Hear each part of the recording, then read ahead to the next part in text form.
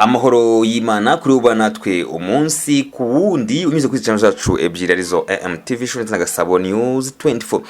Nguhaye ikaze muri gahunda yacu y'amakuru twerekeza mu gihugu cy'u Burundi. Igisirikare cy'u Burundi FDNB cyohereje izindi ngabo nyinshi cyane muri Uvira ahitwa Fizi. Ni mu gihe umutekano ukomeje kwifata nabi mu burasirazuba bwa Repubulika ya Demokarasi ya Kongo. Izindi ngabo z'u Burundi zoherejwe ku bwinshi muri teritwari ya Fizi na Uvira. Uku kohereza ingabo bigamije gukumira inyeshyamba za M23 na twirwaneho imitwe ibiri yitwaje intwari ishinjwa gushaka kwagura aho igenzura mu misozi miremire ya Kivu y'Amajyepfo ndetse no guhirika ubutegetsi bwa Repubulika ya Demokarasi ya Kongo. Ngo ikaze muri gahunda yacu y'amakuru njye kubanitwa Etienne Besabesa.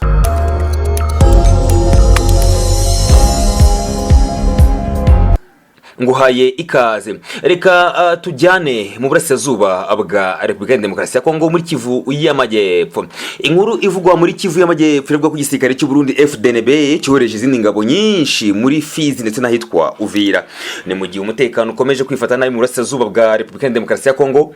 Izindi ngabo z'u Burundi zoherejwe ku bwinshi muri teritwari ya Fizi na Uvira. Uko kohereza ingabo bigamije gukumira inyeshyamba za M23 na twirwaneho imitwe ibiri itwaje intwari ishinzwe gushaka kwagura aho igenzura mu misozi miremire ya Kivu y'Amajyepfo. Ingendo nyinshi z'abasirikare zagaragaye hirya no hino mu bice by'ingenzi bya Bijombo na Minembwe, bituma havuka ubwoba bwinshi bw'imirwano ishobora gufata intera muri aka karere. Izi ngendo zavuzwe mu minsi ishize muri burasirazuba bwa Repubulika ya Demokarasi ya Kongo, aho bivuga ko kuva ku wa gatatu mu cyumweru turimo ingabo nshya z'abarundi zambutse ikiyaga cya Tanganyika zinja muri teritwari ya Uvira na Fizi muri Kivu y'Amajyepfo.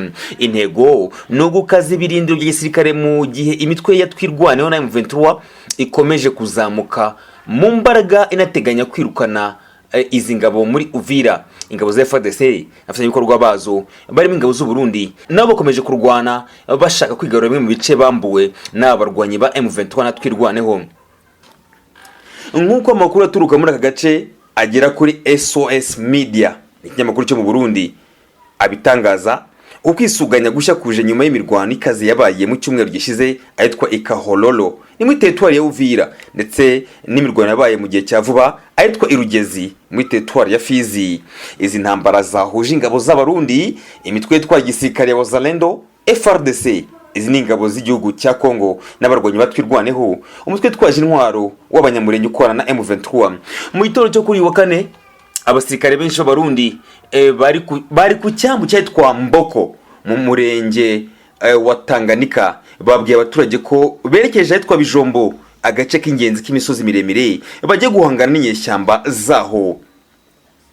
Inshingano zabo nk'uko amakuru y'umutekano bitangaza ni ukubuza M23 na twirwaneho gutera imbere berekeza ahitwa Bijombo, Rurambo na Minembwe.